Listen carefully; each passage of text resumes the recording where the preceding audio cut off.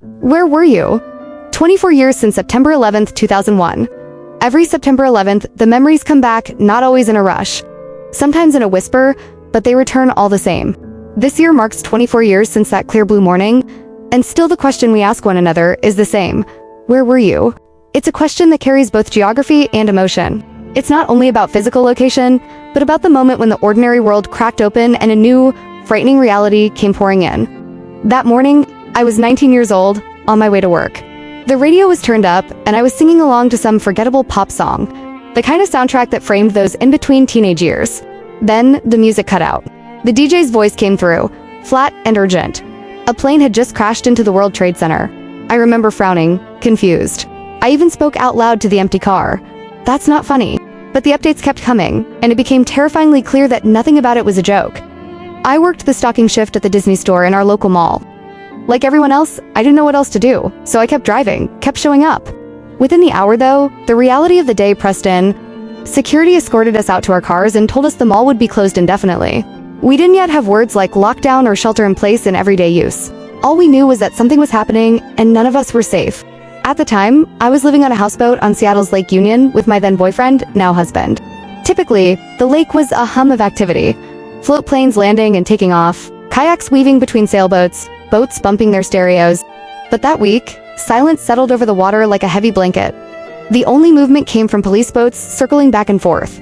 That eerie stillness is one of the most haunting memories I carry from those days. The weeks after, if you lived through that moment, you remember how everything felt heavier. Watching the news on repeat. Seeing the images burned into our collective vision, smoke, ash, faces on missing posters. The flags that appeared everywhere, the candlelight vigils, the way strangers looked at one another was different, marked by fear and suspicion, and sometimes by tenderness.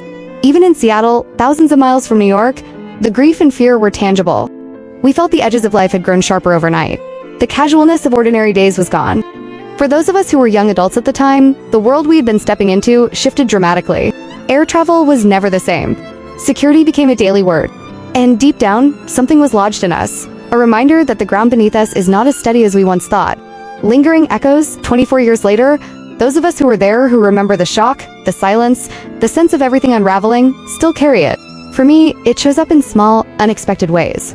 The pause when a plane flies too low overhead, the old muscle memory of checking exits in crowded places, the tightening of the chest when the news scrolls with breaking headlines of violence, disaster, or attack.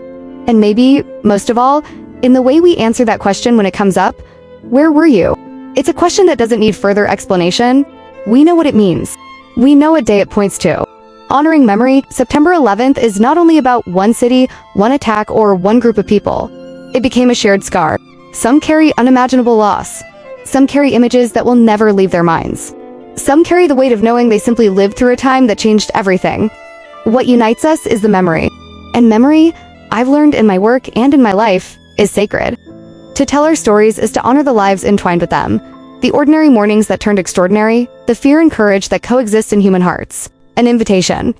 Today, I share my story not to reopen wounds, but to hold space for remembering. To honor the lives lost, the families forever altered, and the communities that found themselves navigating unthinkable grief. So, I ask you, where were you when the world shifted? And do you still feel its tremors all these years later? Your memory, your story, matters. Author's note. I often write here about death care, memory, and the ways we honor life and loss. This piece is part of that larger story. September 11th was not just a moment in history.